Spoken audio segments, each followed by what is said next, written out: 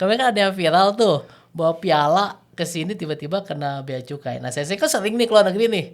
Tentu banyak atlet yang berprestasi, bawa medali. Itu kayak gitu juga nggak sih waktu itu terjadi? Itu selalu kan kita jadi andalan, Andalan karena bawa selalu medali. 7 emas, nggak boleh turun. Oh, SEA Games 7 emas terus? 7 emas nggak boleh turun. Wow. Ya kan?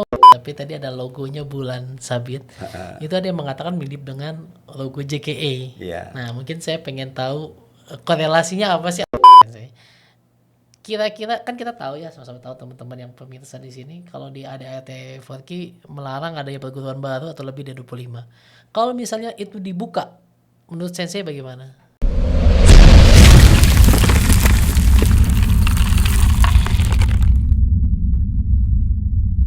Salam Osmania, kembali lagi bersama saya Ricky Muhtar dari OS TV. Saya mengundang sosok legenda kita dari Indonesia yang saat ini menjabat sebagai Ketua Dewan Guru ASKI ya. Beliau, dari awal pertama kali podcast ini dibangun, saya pengen sekali ngundang beliau. Dan akhirnya kesampaian setelah kurang lebih 2 tahun lebih nih. Kita sambut aja Sensei Ucok Malaysia. Apa kabar Sensei Ucok? Alhamdulillah sehat. Sehat Baik. ya. Kita lagi berpuasa dan alhamdulillah masih sehat sampai saat ini ya. Jadi Sensei, saya pengen punya pertanyaan yang mungkin muncul di benak salah satu pemirsa kita. Kan Sensei ini Dewan Guru ASKI. Nah, ASKI ini dari mana sih gitu kan sejarahnya? Karena mungkin nama ini baru dikenal sekitar 4 tahun lalu lah. 4 tahun lalu banyak yang menanyakan ASKI ini apa? Mungkin bisa diperkenalkan Sensei. Oke. Terima kasih ya untuk kesempatan ini sekalian ngejelasin tentang masalah ASKI, dan mungkin orang bertanya menghubungkannya dengan Amura barangkali ya. Iya. Gitu. Jadi pertama saya ingin sampaikan dulu tentang Amuranya. Ya. Ya, saya bergabung di Amura itu tahun 2017. 2017. Ya, 2017. Jadi ketua umumnya waktu itu adalah Pak Muhammad Ramli. Oke. Ya, itu termasuk tokoh lah di Forky dulu ya. Yeah. Dan Amura itu merupakan perguruan pendiri Forky ya, federasi ya. Dia di urutan nomor 1. Ini menurut almarhum Muhammad Ramli. Ya. Jadi dia merupakan pendirinya. Kalau ditanya apa itu Amura, ya nggak ada kepanjangannya. Amura itu menurut beliau adalah nama gurunya menurut dia itu. Ya, gitu. Awal-awalnya apa perguruan itu, Amura itu, ya menurut Pak Ramli lagi. Saya ini menyitir dari Pak Ramli tetap ya, karena dialah narasumber yang saya pakai, dan saya juga mengacu info dari Forky waktu itu Mbak Tutu, bahwa memang Pak Muhammad Ramli itulah yang. Jadi awalnya dia adalah alirannya Sotokang. Ya, kemudian pada tahun berapa bergabung Pak Tajudin. Itu Pak Tajudin, kemudian kok nggak salah sama Sensei Tajudin almarhum ya, nggak salah ya. Iya kayaknya ya. Ya, kemudian Bram. Kemudian berubah jadi jadi Waduh alirannya. Oh, alirannya berubah. Jadi awalnya Sotokan jadi Waduh. Iya, karena waktu itu mungkin ini yang menjawab pertanyaan teman-teman nih. Jadi kok kan emang nggak aktif ya. Kemudian ketika Pak Tajudin, Sensei Tajudin bergabung, kan Pak Tajudin kan Waduh. Kemudian lambangnya tadinya cuma A. Oh iya. Ya, tadinya cuma A, huruf A gitu aja. Kemudian dirubah menjadi lambang Waduh. Ya. Gitu. Nah, waktu kita bergabung lambangnya itu masih Waduh. Oh, I see. Ya. Kemudian waktu lagi kita bergabung, saya diminta sama Pak Ramli, udah Pak Ucok bantu aja saya sekalian untuk membangun Amura ini, gitu. Udah, ya, ketika kami dari Sotokang gitu. Ya udah nggak apa-apa, nanti diatur aja. Kemudian kita susun waktu itu tim, kita bentuk tim kecil untuk membuat susun anggaran dasar, anggaran rumah tangga. Nah, waktu itu ada pemikiran, kenapa kita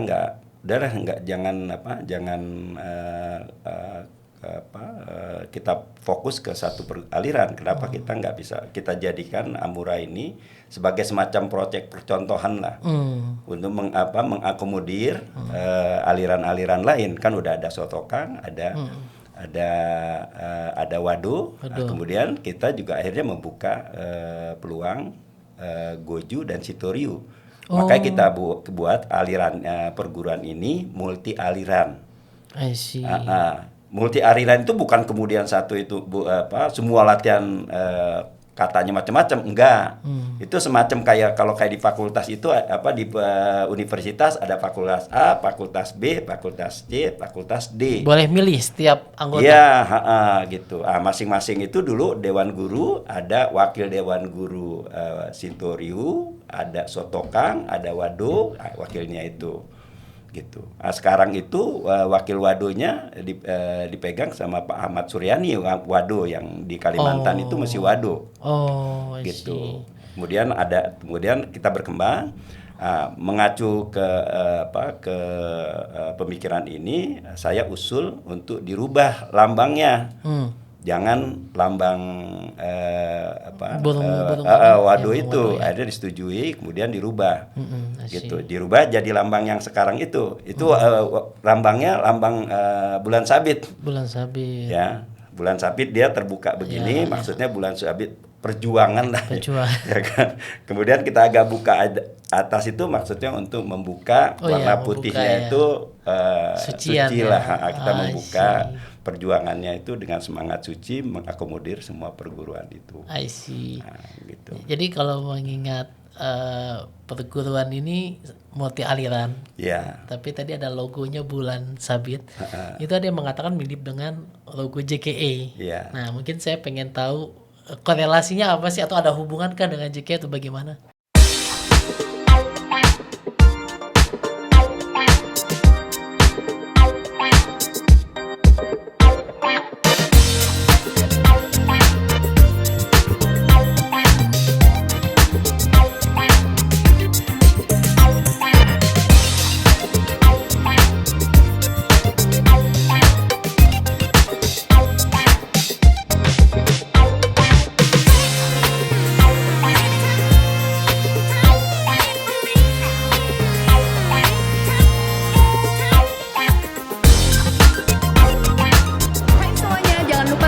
Video kita tanding di OS TV.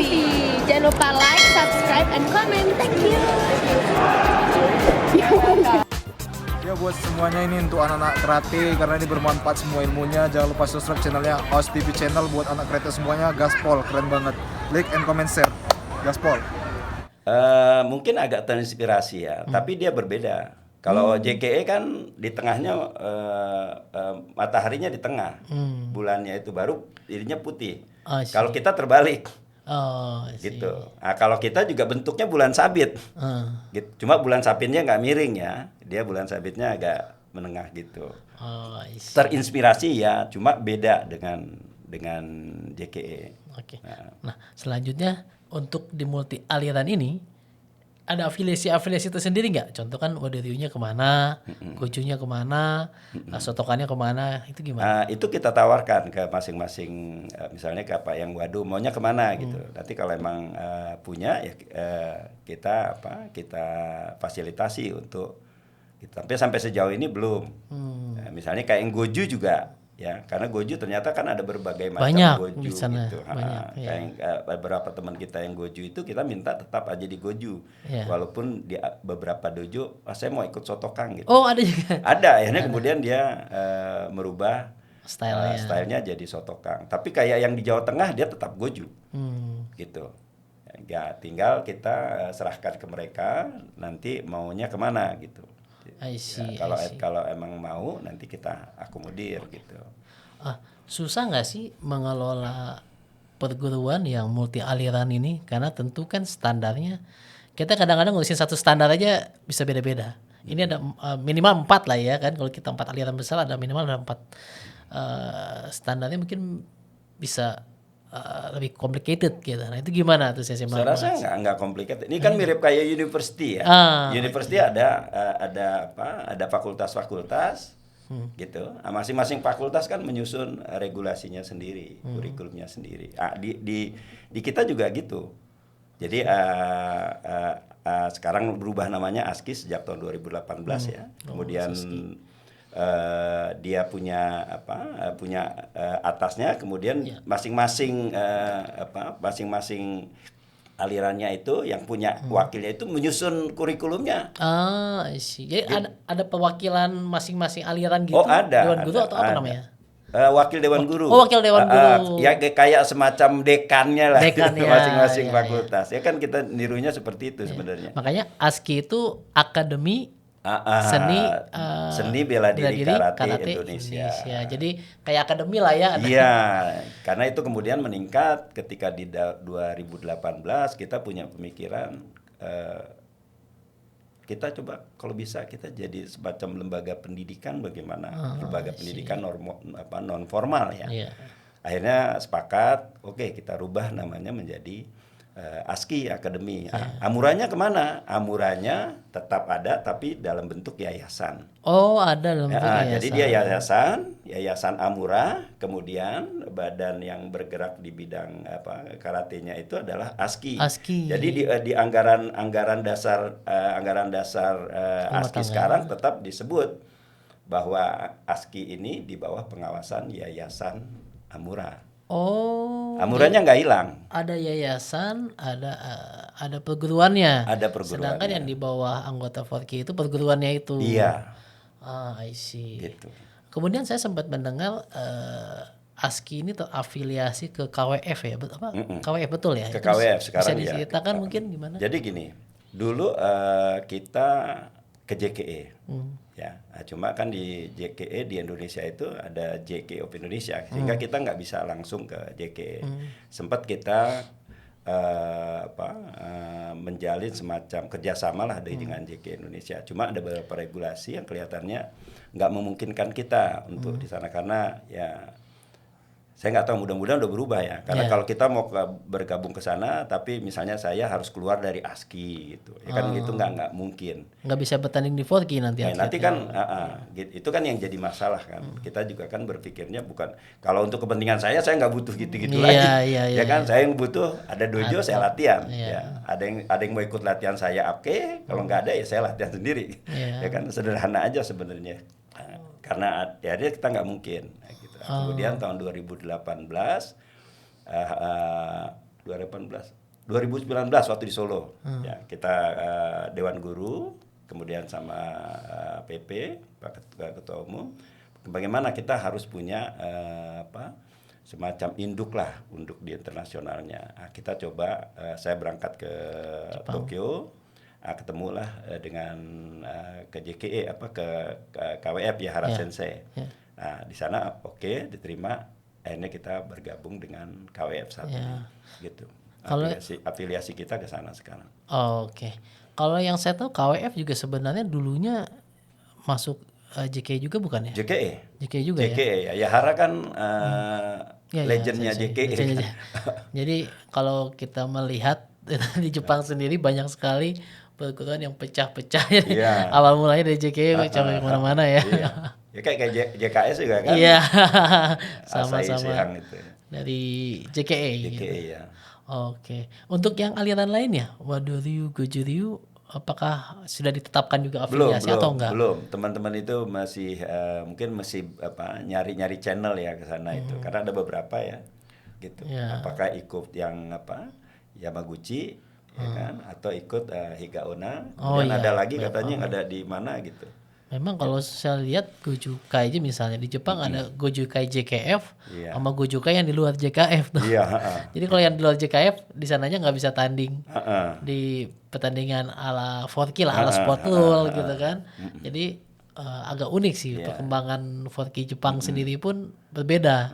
Mereka punya organisasi-organisasi untuk menampung perguruan-perguruan itu gitu, yang Gojukai, Shotokan gitu kan.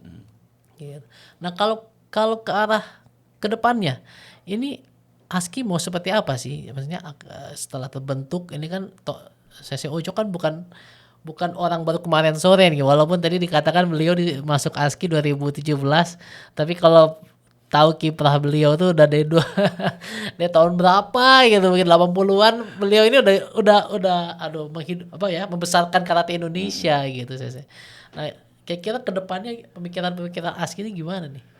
Sebenarnya semangat kita tuh ASKI itu kenapa kita akhirnya jadi akademi gitu, lembaga pendidikan. Ya sama saya pikir kayak Inkarnas juga kan institut, Inkai juga institut. Karena semangatnya tuh adalah bagaimana lewat karate kita bisa menjadi semacam lembaga pendidikan non formal, di mana lewat karate itu kita bisa membentuk anak-anak bangsa atau peserta didik itu untuk memiliki karakter yang ada dijiwai oleh Dojo Kung itu gitu.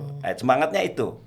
Jadi membentuk karakter. Jadi kalau karena kita punya pemikiran bahwa kalau kita bisa membentuk karakter itu, di mana nanti di atas karakter itulah ada prestasi karate, ada prestasi olahraga, prestasi sekolah atau berprestasi di pendidikan dan lainnya. Pada saat itu kita boleh bangga kita memiliki kontribusi pada pembentukan bangsa ini. Kan pengen juga keren-kerenan kayak gitu kan. Jadi bukan hanya sekedar cuma latihan-latihan, enggak. Idenya kayak gitu dan kita sepakat untuk itu gitu. Baru dari situ kita ingin mewarnai dunia karate nasional itu gitu. Jadi kadang-kadang kita kan sering diskusi kalau anak-anak yang misalnya bertanding marah kalah, nah itu jadi bahan evaluasi kita. Sehingga selalu kita ingetin nggak boleh. Andai kata pun dia menang, jangan terlalu berlebihan lah. Ya kita lihat misalnya kayak juara kata yang di Olimpiade Jepang Tokyo kemarin, misalnya siapa? Individu atau individu? Ryo Kyuna. Ya kan bisa dilihat dia bisa begitu stabilnya gitu. Stabil banget ya kan? Gitu. Bahkan kayak datar. Ketika menang dia bisa mengendalikan gitu. Bahkan masih hormat itu sama lawannya. Gitu. Nah itu kita pengen ke arahnya ke situ itu lewat karate itu. Jadi nggak mau bikin karate itu justru bikin mereka peserta didik itu jadi gampang marah, gampang ya karena biar bagaimanapun ini kan tetap Indonesia ya. Kita orang timur ya. Orang timur. Gitu. Itu kita nggak boleh lepas gitu. Kita harus menghargai, kita harus bangga pada ketimuran kita. Memang sih sekarang kan banyak Eropa style ya. Boleh aja stylenya, tapi mentalnya tetap kita timur. Saya itu selalu bilang kita tetap orang timur. Gitu, nggak boleh enggak gitu. Ya, itu yang idealnya itu saya yang perhatian itu yang kemarin luar biasa itu ya juara kata yang di Olimpiade gitu. Tetap walaupun menang dia tetap santun gitu ya. Pengennya lewat karate itu kita transfer budaya-budaya yang sangat positif itu. Oke. Nah kan Sensei ini sebenarnya saya cerita dikit aja ya, beliau ini sebenarnya bukan orang baru, katanya bilangnya 2017, tapi sebelumnya beliau udah aktif di Forky lebih dari 10 tahun ya. Maka sebenarnya beliau pun aktif sebenarnya sekarang di pengurusan PB Forky. Nah saya mau ngasih lihat beberapa foto nih. Saya ceritakan nggak yang ada di foto ini, kejadiannya kapan, gimana? Ini Afrika Selatan ya, kejuaraan WKF Afrika. Ini di Sun City ya, salah satu kota judi di Afrika Selatan. Jadi kita dari Johannesburg itu cukup jauh ya. Ya, di Sun City, kota judi ini kalau nggak salah. Ini pelatihnya waktu itu saya sama Sensei Tono kalau nggak salah nih. Berdua aja saya sama berdua. Ini atletnya udah banyak loh. Iya, saya kalau nggak salah cuma berdua nih buat tim ini. Ini di sini ini jagoan semua nih. Umar ini kalau nggak salah pertama kali nih. Pertama kali tanding bulan negeri. Tahunnya saya agak lupa ini ya, tahun 9 berapa gitu. 97 ya kalau nggak salah, coba saya cek deh. 97 ya. Kayak udah lama juga memang ini. Waktu itu sebagai pelatih ya? Saya pelatih, saya sebagai pelatih. Oke. Gitu. Ada hal yang menarik ya dari sini nih?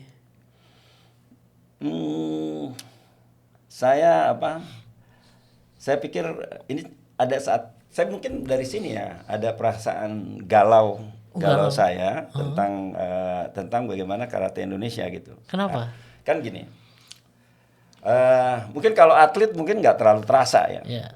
Kita waktu itu mainnya tuh kan di bawah ya, kan dia seperti bowl gitu, ya. Kemudian kita di bawah, penonton di atas. Nah, kita punya kan kalau pelatih kan harus pakai jaket tulisannya Indonesia, ya kan, gitu. Nah, setiap kali kita main, anak-anak itu sekali main kalah, sekali main kalah. Yang agak panjang waktu itu Kunto. Berapa kali gitu, kalau nggak salah kalau dia menang waktu itu dia masuk 8 besar atau 4 besar gitu. Cuma kemudian kalah gitu. Nah, di situ saya agak nelongso gitu ya. Aduh, bukan apa-apa nih yang di punggung ini nih. Tulisan yang di punggung, Indonesia kok kalah melulu nih, setiap kali main kalah gitu. Sehingga kadang-kadang terpikir ini ada masalah apa sebenarnya di Porky ini gitu. Kenapa kita kok sampai selalu ketika kita ikut, kita kan selalu puas hanya maksimal kita puas di Asian Game kali ya. Ya. Itu pun sampai saat ini baru 3 emas Asian Game. Gitu. Ya paling kita di SEA Games ya. Waktu era saya kan sampai saya selesai itu tahun 2000 Brunei. Itu kita masih dapat 7 kan, gitu. Nah, kemudian kan setelah itu kan terus makin turun gitu. Nah, yang di sini ini yang pengalaman saya itu yang selalu menggelitik saya terus gitu. Cuma saya nggak berdaya gitu ya kan, ini tentang karate nasional, apalagi tahun 2000 saya bukan dipaksa memang ya. Jadi saya harus memilih gitu, apakah saya mau kantor atau di karate gitu. Ya saya milih pasti kantor dulu gitu. Sehingga karena pilihan waktu itu dari pimpinan, kamu mau karate atau mau ya udah saya putuskan, karena itulah setelah tahun 2000 itu saya meninggalkan karate. Bukan karate dalam arti di dojo tetap saya latihan. Tapi untuk ngurus-ngurus di ini udah enggak lagi. Gitu. I see. Memang jadi rumitnya ini, apalagi beliau pejabat gitu kan, susahnya membagi waktu antara karate dan pekerjaan ya, saya.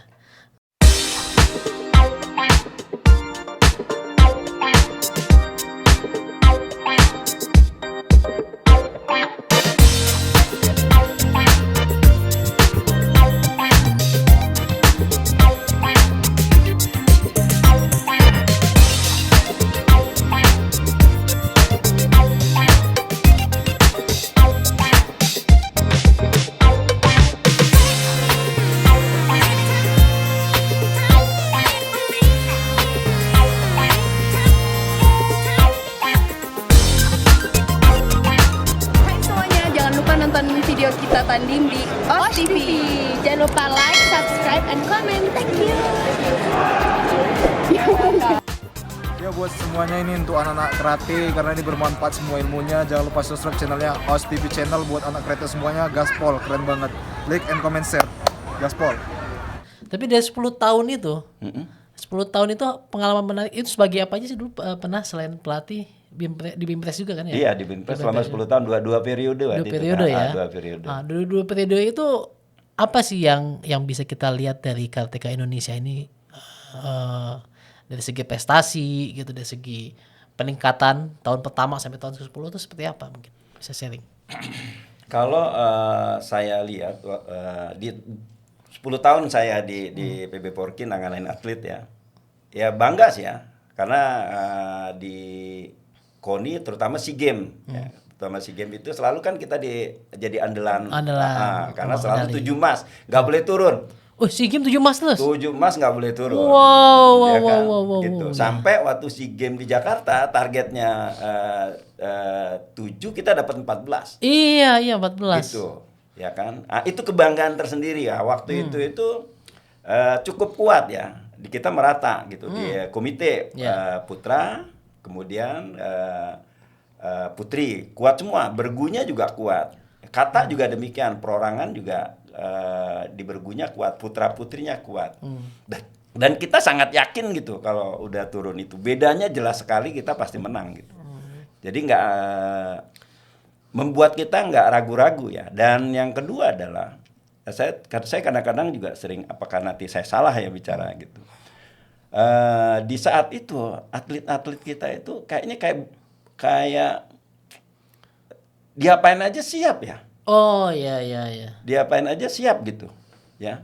Ya dulu apalagi waktu Mantirin Sensei almarhum gabung, disuruh guling-guling di aspal juga pada ikut, nggak ada yang ngambek gitu. Dulu tapi saya kan nggak bisa narik apakah ini yang paling benar, tapi itu eranya waktu itu. Tapi kalau di kemudian sikap mental para atlet, kemudian pelatihnya juga tegaan. Iya. Ketemu jadinya. Pelatihnya tegaan, atletnya juga ya paling dia gerundel-gerundel aja. Gitu. Ya. Ini berkorelasi dengan capaiannya gitu. Nah, itu yang saya lihat kayaknya ini yang paling benar gitu. Ini bukan paling benar lah. Kayaknya yang paling tepat ya, gitu. Cuma sekarang itu bagaimana mungkin perlu ada satu pola lagi gitu. Tapi terlepas dari semua itu mental kan tetap kembali lagi mental. Latihan yang berat itu kan pada dasarnya untuk mental ya. Misalnya sama lah kayak kita berpuasa itu, puasa itu kan sebenarnya mengendalikan ya. Gitu. Kita bagaimana kita mengendalikan sikap latihan. Latihan juga gitu. Sebenarnya kita latihan berat itu tujuannya untuk membentuk mental, nggak mudah kalah, nggak mudah nyerah gitu. Gitu. Kalau ngedumel manusiawi gitu. Tapi kalau kemudian mutung, itu yang agak kurang tepat gitu. Kedua ya memang harus ada takaran-takaran latihannya itu gitu. Latihannya misalnya ya pelatih itu emang harus tegak. Kalau misalnya dulu kan misalnya kan komandannya selalu Sensei Tono. Ya kan? Pokoknya gini, pick harus gini. Hari dulu hari nerakanya tuh hari neraka. Ada tanya atletnya silakan tuh. Itu ada hari nerakanya tuh. Gitu. Jadi kalau hari Selasa Kamis bahkan kita berapa buat diambil pick berapa, picknya berapa gitu. Itu gitu. Pokoknya hari Selasa Kamis kita geber habis-habisan. Baru besoknya dikendorin lagi. Kan gitu kan. Kan sebenarnya kondisi atlet itu kan hasil rekayasa, gitu. Kalau kita salah membuat suatu program latihan, itu jagoannya tuh Sensei Tono tuh bikin, kan setelah dia bikin, kemudian kita diskusikan gitu. Nah, sehingga jangan sampai peaknya itu nanti atlet itu jatuh di uji coba gitu. Gitu. Kalau peaknya dia salah kita bikin program, dia peaknya jatuhnya di uji coba. Waktu kan dia jangan sampai waktu di event pentingnya itu dia justru lagi recovery jangan gitu. Jangan lagi recovery, harus jatuh pas lagi. Ini apa ya strateginya ternyata begini ya. Gitu. Jadi kan di latihan mingguannya di peaknya berapa, nanti kita naiknya ke berapa gitu. Yang bagian tukang kontrolnya itu ya ke Sensei Tono, kita yang bagian tukang gebernya gitu. Wah, memang kalau kita dengarnya bagaimana latihan waktu itu Siang Tono juga saya undang ke sini. Beliau cerita gimana katanya tulang kering pakai besi terus senior dulu sama dewan gurunya dulu kan suruh tampilin sebelah blok kayaknya memang pembinaan mentalnya luar biasa gitu. Dan kalau melihat memang sekarang kadang-kadang ada atlet yang minta pulang lah karena satu hal sepele gitu kan. Aduh, ini apa ya? Ini kan berdasar histori ya. Istilahnya data fakta yang ada di masa lampau. Nah, kira-kira kalau buat kedepannya kayak gini masih masuk nggak ya? Saya pikir setiap zaman itu kan ada karakteristiknya, Sensei Riki. Jadi nggak bisa kita pukul. Misalnya zaman saya, apakah yang pola latihannya waktu zamannya saya, kemudian zaman setelah itu, kemudian yang sekarang itu nggak bisa dijadikan standar gitu. Tapi bisa dijadikan poin-poin apa yang perlu kita. Jadi perlu ada rekayasa model. Modifikasi. Gitu. Anak-anak sekarang misalnya kan mereka juga sumber informasinya makin banyak. Pilihan-pilihan hidupnya juga makin banyak gitu. Jadi nggak bisa dipakai. Apakah yang dulu itu yang paling benar? Gitu, paling waktu itu mungkin paling tepat.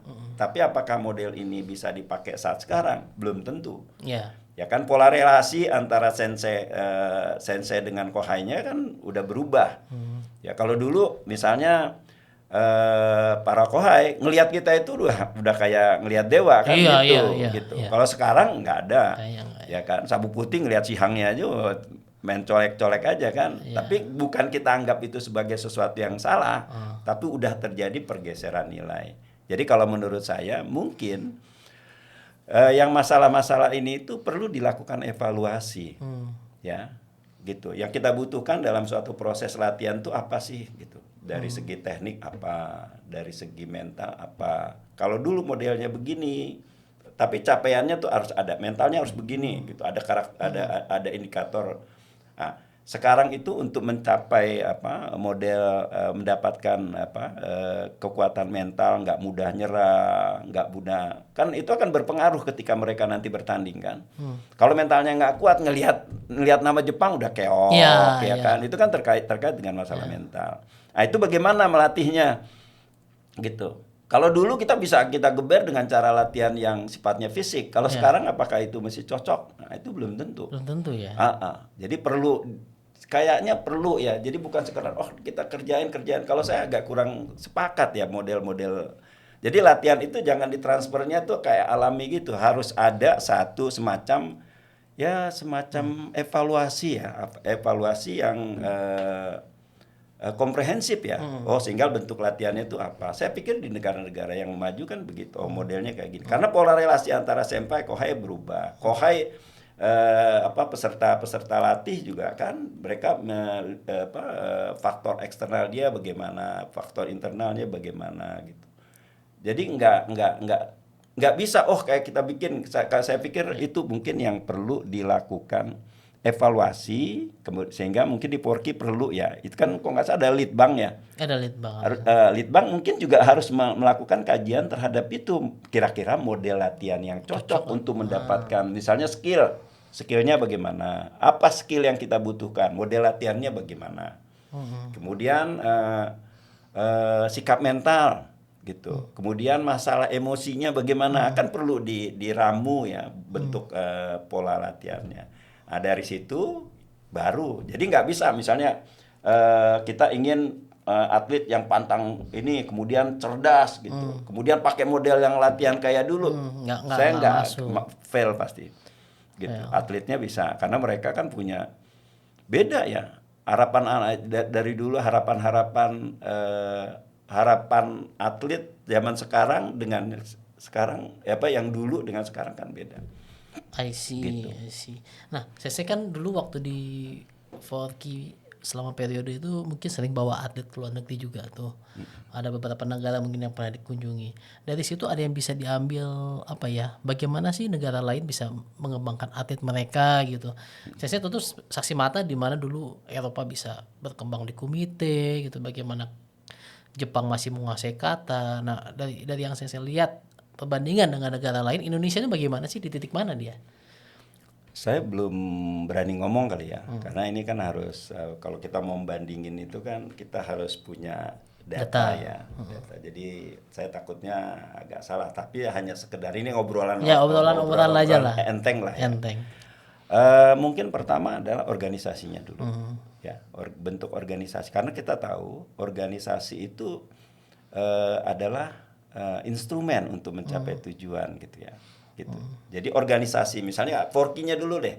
Organisasinya bagaimana untuk mencapai tujuannya, udah cocok nggak gitu. Nah, kita bandingkan nanti organisasi yang di Indonesia begini, di Eropa begini, di ini gini. Itu karena saya yakin banget itu berkorelasi ya terhadap bentuk organisasi itu.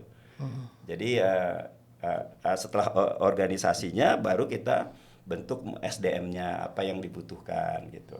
Baru nanti kita bicara tentang kurikulumnya, gitu. Kurikulum yang harus kita susun gitu untuk. Kalau saya lihat di negara-negara kayak di Eropa kan terus berkembang dia kan. Misalnya kayak model latihannya, dan kalau saya lihat organisasinya juga, saya sering googling ya, gitu. Jadi organisasinya juga berubah. Gitu. Ya kalau misalnya kayak kita organisasi di Indonesia ini kan kayak kalau boleh saya bilang kan tertutup ya. Oh iya. Ya, Forky itu kan termasuk organisasi tertutup, nggak semua orang bisa masuk. Dia boleh tapi harus masuk ke salah satu, itu namanya 25, tertutup. Ya kan. Kalau di negara lain mungkin bisa dibuka, itu National Federation-nya. Dia organisasinya terbuka. Jadi memberikan akses yang luas kepada masyarakat pencinta yang pengen terlibat di dalam dunia karate Dan ini. mengabdikan diri untuk merah putih. Ya. Iya gitu. Jadi kepentingannya kepentingan nasional Iya. gitu. Karena memang ada beberapa teman saya yang karateka kebetulan nggak berada di 25 perguruan itu. Iya. Jadi sampai mati pun kayaknya untuk mengabdikan diri untuk merah putih nggak bisa. Iya gitu. Karena kan kita juga kita harus jujur juga ya. Kan kalau di yang ada itu kan pertanyaannya manajemennya bagaimana gitu. Ya kan? Kalau misalnya kita masuk ke situ manajemennya juga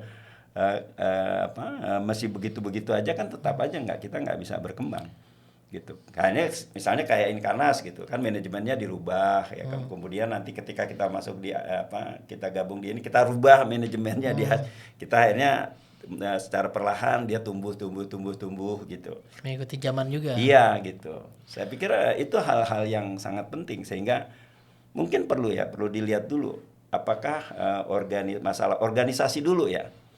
Karena tanpa organisasinya dirubah karena itu kendaraan utamanya. Ya. Gitu. Karena itu kendaraan utamanya baru nanti kita bicara tentang di dalamnya. Ya. Rumahnya dulu kita tentukan. Ini rumahnya ya mohon maaf saya pikir Forky yang sekarang itu kan Forky tahun 71 ya. Ya, organisasinya masih sama waktu ketika dibentuk dulu. Ya. Gitu. Nah, ini mungkin yang kalau mungkin itu dilakukan evaluasi dulu ya. Dilakukan evaluasi organisasinya baru nanti ke dalam.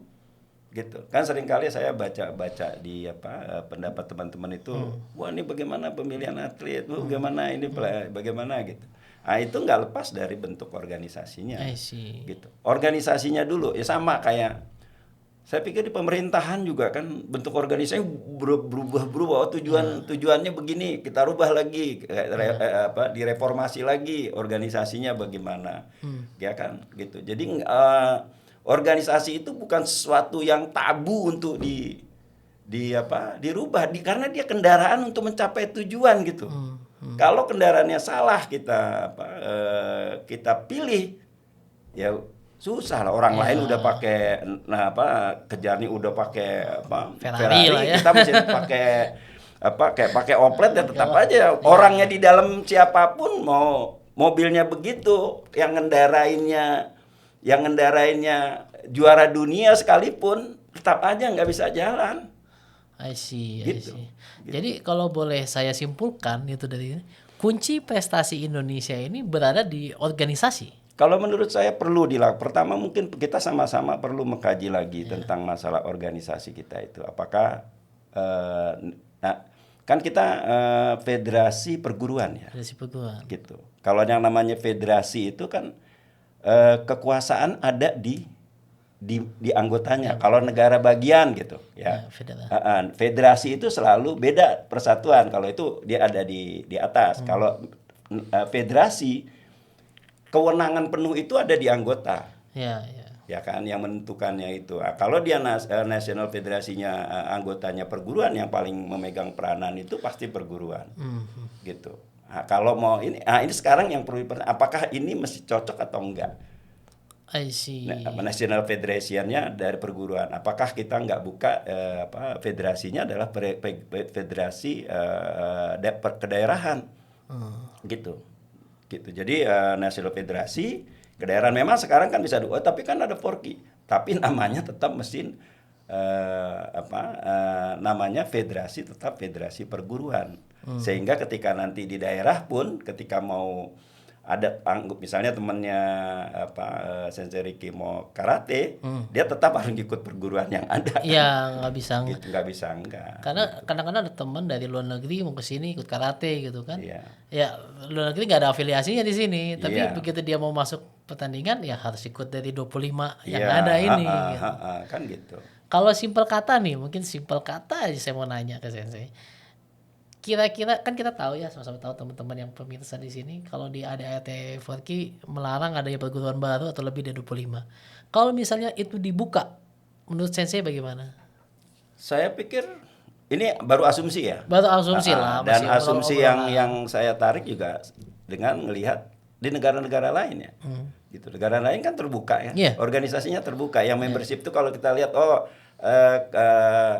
National Federation anggotanya ada grup, ada bisa klub gitu. Jadi semuanya terbuka, nanti ada daerah-daerah gitu. Jadi kalau dia dibuka kan ini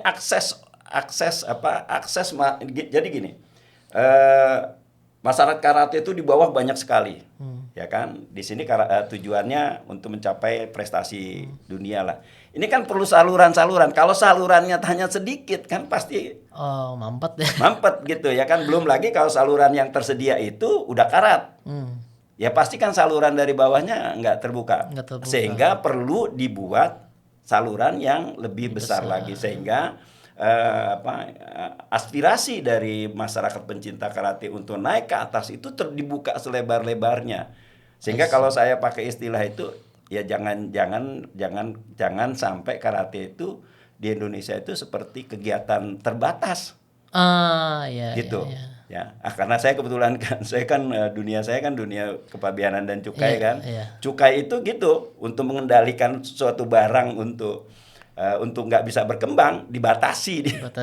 Gitu. Batasinya lewat mana? Ya dengan izin yang diketatin segala macam. Ya kan sekarang juga dunia bisnis juga paling nggak seneng kan batasan sehingga nggak bisa berkembang gitu. Sehingga saya pikir itu harus berani kita ngebuka. Cuma harus dibutuhkan kelegowoan perguruan-perguruannya, terutama perguruan besar pastinya. Iya, ya karena bisa banyak hal terjadi tuh dari situ. Iya, gitu. Sensei kebetulan Sensei tadi bicara tentang kepabeanan nih. Sensei kan pernah keluar negeri bawa tim banyak nih. Ini mau nanya aja nih, mungkin intermezzo biar menarik. Kemarin kan ada yang viral tuh bawa piala ke sini tiba-tiba kena bea cukai. Nah, Sensei kan sering nih keluar negeri nih. Tentu banyak atlet yang berprestasi, bawa medali. Itu kayak gitu juga nggak sih waktu itu terjadi? Jadi gini, defaultnya semua barang yang masuk ke Indonesia itu kena bea masuk, defaultnya ya, gitu. Jadi semua baru nanti di situ mana yang dibebaskan, mana kan gitu. Gitu. Jadi ya kalau misalnya kan semua barang yang masuk ke Indonesia itu kan dia harus bayar, kemudian juga dia mengikuti regulasi yang ada. Ya regulasinya tuh ya misalnya kalau alat-alat elektronik harus bagaimana ada izin kayak kan harus ada. Kan itu harus negara tuh kan harus mengontrol itu. Kemudian dia bawa barang apa gitu. Nanti ada larangan, ada ketentuan biaya masuknya. Kalau biaya masuk dibebaskanlah yang misalnya penumpang bawanya segini bebas ya kan. Dan nilainya sekarang berapa? 500 US dollar per orang ya. Ya gitu. Itu dia bebas. Kalau barang-barang yang kalau di luar dari itu ya dia harus bayar. Gitu. Kalau yang kemarin itu kalau yang saya baca sempat viral itu kan sebenarnya dia piala gede banget. Dia masukinnya lewat gudang. Mencolok lagi ya. Ya kan pasti masuk kalau lewat gudang kan pasti sama teman-teman itu ini ada barang masuk gitu. Baru nanti ketika itu barang masuk kembali lagi defaultnya harus bayar. Ketika dia punya yang mana yang nggak bayar, ternyata dia barang kiriman, barang penumpang itu nggak dibayar. Tapi untuk memenuhi persyaratan jadi barang penumpang atau barang ini itu syaratnya ada gitu ya kan. Gitu. Kalau barang penumpang misalnya apa sih yang namanya barang penumpang itu? Kalau barang kiriman apa misalnya Sensei Riki abis sekolah di Jepang misalnya masuk ke sini gitu.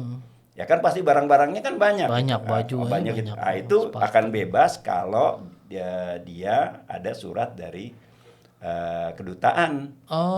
Gitu. Itu pasti bebas. Jadi harus minta ke kedutaan di Jepangnya misalnya. Iya, gitu. Jadi ada aturannya semua gitu ya. Jadi nggak bisa kan bea cukai itu kan nggak bisa satu orang peraturannya begini kan satu orang kan ini mengatur regulasi secara umum gitu nggak bisa baru nanti masing-masing itu ngikutin atau ini kalau dia emang barang itu datang dia besar ya dilihat gitu harganya berapa ya kan. Nah, kalau misalnya di situ nggak ada invoice-nya, teman-teman akan melihat jenis barang yang kayak gini itu. Lah kan piala juga kan harus bayar. Piala juga harus bayar ya. Loh, misalnya Sensei Riki mau bikin kejuaraan lah di sini. Kemudian pialanya impor. Ada piala impor bayar nggak? Ya Kalau harus beli harus bayar. Nanti baru ketika ini nggak bayar untuk Karena keperluan hadiah. KONI atau hadiah, Oh. baru ada persyaratan. Kalau untuk keperluan KONI atau 4K itu bisa. Sepanjang ada KONI, ada surat dari KONI ini adalah untuk kepentingan ini, bisa dibebaskan. Oh gitu. Loh, iya. Iya, Gitu. iya. Jadi defaultnya itu semua harus negara itu harus gitu. Kita ke negara lain juga sama aja kan gitu. Iya. Ya kalau dia bareng, misalnya datangnya sama penumpang, ya dia bisa jelaskan waktu lagi di terminal itu. Oh, iya. Oh, saya di kejuaraan nih. Oh, saya kelihatan ya kan ada. Itu pasti keluar sama teman-teman. Oh, gitu. Tapi kalau dia lewatnya barang itu, kalau nggak salah lewat gudang tuh. Iya. PJT kan pasti lewat gudang. Lewat I gudang see. itu kan nggak ada orangnya. Ya, yang namanya pegawai itu amin aja peraturan barang masuk. Nah, ini barangnya, ini piala. Ya kan piala juga kan ada harganya. Jadi kalau pembelian pasti kena tuh kan. Pasti kena. Karena tujuannya komersil. Tapi Iya. kalau misalnya untuk hadiah, kayak kalau hadiah yang juara nyanyi itu biasanya bisa Ini yang jadi masalah, barang itu kan lewat gudang. Oh, lewat gudang. Kalau dia lewat terminal, yang pemiliknya itu kan langsung dia yang bawa, dia bisa menjelaskan gitu. Biasanya langsung. Ya, intinya kalau ada surat-surat lengkap kayak Ya, misalnya ada keterangan ini lah, ya. untuk KONI, untuk 4K atau untuk apa gitu, Iya. bisa di waive ya. Iya, mungkin ya. gitu. I see. Tapi kalau bawa medali nggak ada masalah kan, kalau juara. Pokoknya kalau datang lewat penumpang itu lebih mudah. Tapi kalau medalinya banyak gitu ya, kirim misalnya medali Sensei Ricky satu set medali set gitu. lewat gudang PJT. Ya pasti pertama ditanya dulu ini. Tapi kalau prestasi misalnya banyak medali nggak Ya apa-apa. kan bisa dibilang bahwa ini bisa datang ke kantor bea cukai. Ya, Ini adalah hasil dibikin raihan dibikin eventnya ini, kemudian waktu berangkat ini gitu. Ini buat teman-teman nih, apalagi Indonesia kemarin mendulang banyak medali di SEACAF. Ada 8 emas dan berapa perak ya, 2 perak kalau nggak salah, sih saya perunggu. Jadi ya kadang-kadang kita juga perlu kejelasan kadang-kadang. Kalau di bawah penumpang relatif lebih mudah ya. Nah, tapi kalau itu dikirim lewat gudang, ya itu harus waktu lagi nanti datang ya lebih, karena barangnya dulu akan datang sendiri orangnya kan gitu. Kalau di terminal penumpang itu dibawa oleh orangnya, jadi petugas juga ini benar-benar gitu. Tapi kalau semuanya nanti dikirim dalam jumlah banyak lewat gudang, saya berani taruh sama teman-teman, dia pasti bayar nih. Pasti komersial ya. Kecuali nanti bisa dijelaskan bahwa ini adalah barang medali hasil kejuaraan yang dibawa terpisah dari penumpang gitu. Dia kasih keterangan ini eventnya, ini hasil kejuaraannya resmi, itu saya jamin pasti nggak ribet lah ya. Iya, gitu. Itu teman-teman perlu pelajari ini. Gitu. Oke, kalau lewat gudang itu emang nggak sesederhana lewat terminal, gitu. Ya, itu yang mungkin saya juga ingetin kepada teman-teman itu. Ya, kalau datangnya lewat gudang itu bisa lewat gudang kargo, bisa lewat jasa titipan ya, perusahaan jasa titipan. Freight forwarder ya. Iya, itu harus kalau nggak salah pembebasannya sekarang berapa itu saya agak lupa itu. I see. Nah, kembali lagi ke JKA, KWF. Nah, kan jadi ASKI sekarang terafiliasi ke KWF. KWF ya. Tapi hubungan sama JKA masih kita masih baik. Karena Sensei pun sebagai praktisi dari sana. Iya, saya kan sampai sejauh ini kan masih dan 5 saya kan dari JKA ya. Gitu. Dan saya kalau ke Jepang juga biasanya ke tempatnya Naka Sensei. Iya. Ya, saya latihan di sana gitu. Ya. Nah, ini yang mau saya bahas sekarang. Jadi di Jepang itu ada salah satu praktisi karate namanya Tatsuya Naka Sensei. Beliau ini bintang film juga. Jadi tadi saya ngobrol sama si Umar tentang film-film juga nih gitu kan. Nah, jadi karateka juga bisa jadi bintang film. Nah, kebetulan Tatsuya Naka Sensei ini adalah bintang film judulnya Kurobi ya. Kurobi. Ya, bikin film di Jepang. Dan mungkin udah pada kenal, dan beliau pernah mengundang ya Tatsuya Naka Sensei tahun berapa 2017. itu ya? 2017. Jadi kita kedatangan pelatih karate dari JKA ya. JKA juga minta film, dan saya dengar nih katanya mau ada lagi di Bali, betul ya? Betul. Jadi Naka Sensei itu akan bikin seminar karate. IO-nya dari Dojo Samurai. Dojo Bali. Samurai itu dojo apa? Dojo freelance ya. freelance Ya, ya. Oh, ya, oke. Jadi dulu Inkai, tapi dia sekarang bebas, Rai Wibawa. Lewi Bang. Rai Wibawa Sensei. Jadi dia bikin, kemudian Naka Sensei hadir, Yes. ya diundang karena Naka Sensei ini kan untuk di lingkungan JKE itu pelatih yang lagi laku ya. Oh, kenapa? Jadwalnya tuh 1 tahun kayaknya 36 diundang ke 36 negara ya. Waduh. Jadi satu tahun itu. Misalnya kayak Juni nanti, Juni Juli itu juga dia mulai dari, kalau nggak salah dari Spanyol, ya kemudian dari Melbourne, kemudian ke Malaysia baru ke sini gitu. Awal Juli juga di sini itu tanggal 11 sampai tanggal 16 di Bali. Gitu. Jadi beliau itu datang ya. Kami walaupun KWF karena kan kalau JKE itu sebenarnya bikin event terutama untuk latihan itu terbuka untuk siapa aja. Yang penting lu bayar aja. Ya bayar aja Ya ya. kan Ya, gitu. Jadi dan saya ngelihat ini kesempatan ya bagi para pencinta karate do ya itu untuk bisa berlatih dengan beliau karena banyak sekali ilmu. Saya pribadi banyak belajar dari beliau gitu dengan Naka Sensei karena ilmunya misalnya kayak Uchuke gitu, Sotoke, itu dibenerin ya kan. Uchuke yang benar, Maengeri yang benar itu mulainya dari cara melangkah ya kan. Karena ternyata cara melangkah itu nggak sesederhana yang dibayangin orang gitu. Mukul juga ya kan, bagaimana putarannya itu dan kenapa harus begini. Kalau dengan Naka Sensei itu kita ketemu kenapanya. Ketemu ya. Ketemu. Nah, saya pribadi itu ngerasa, oh iya saya ralat ya. Saya bergabung bukan dengan Amura itu 2007. 2007 ya makanya Ya, perasaan bukan 2007, jauh banget, ya. saya ingat banget soalnya dulu. 2017 itu ngundang Naka Sensei. Iya. Saya itu ngerasa ketika saya ketemu Naka Sensei, belajar lebih intens dengan beliau. Waktu itu kan sempat dia datang juga ke Bali ya dengan keluarganya, kita ngobrol-ngobrol banyak. Saya datang ke sana beberapa hari, kita ngobrol. Banyak yang saya dapat dari dia. Saya ngerasa saya baru belajar karate itu sejak ketemu Naka Sensei. Serasa dari nol lagi. Iya, karena banyak, oh iya ternyata, dan ketika dibanding-banding, oh iya benar juga ya. Jadi kenapanya saya dapat jawaban kenapanya itu ketika saya ketemu Naka Sensei. Gitu. Sehingga saya ngelihat kesempatan Naka Sensei ini datang ke Bali ya, bagi teman-teman yang ingin belajar karate ya lebih dalam, ini kesempatan yang sangat bagus ya untuk bisa belajar. Orangnya juga humble. Dan nggak pelit sama ilmu dan mau berdebat. Oh, mau berdebat. Ya gitu. Saya juga itu yang penting sebenarnya. Ya, kadang-kadang dia punya pendapat ini, saya challenge gitu. Gitu. Tapi nggak keberatan ya? Enggak gitu. Dan orangnya sangat terbuka sekali gitu. I see. Ya ini momen yang harus dimanfaatkan ya. Jadi kalau teman-teman kemarin menyaksikan, Indonesia udah banyak mengundang tokoh-tokoh dunia. Tadi ada juara Olimpiade Sandra Sanchez, juara Olimpiade Luigi Busa tahun lalu.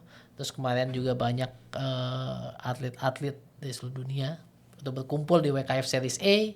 Dan tahun ini kita kedatangan tamu lagi nih, Tatsuya Naka Sensei, yang pasti kalau Sensei Ucok Malaysia aja mendapatkan ilmu yang sangat luar biasa dari Tatsuya Naka Sensei, saya yakin lah teman-teman yang ikut juga pasti banyak mendapat ilmu-ilmu positif dari sini.